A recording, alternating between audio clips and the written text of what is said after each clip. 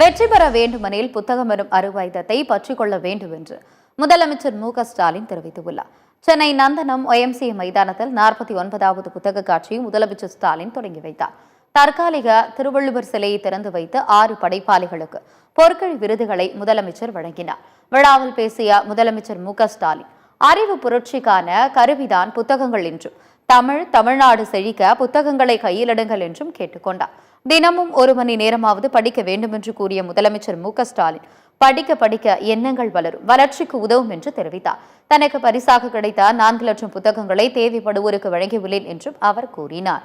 இளைஞர்களுக்கு நான் சொல்றதெல்லாம், தமிழும் தமிழ்நாடும் செழிக்கணும்னா, நீங்க வெற்றியாளர்களா உயரணும்னா புத்தகங்களின் அறிவாயுதங்களை இறுக பற்றிக் கொள்ளுங்கள்.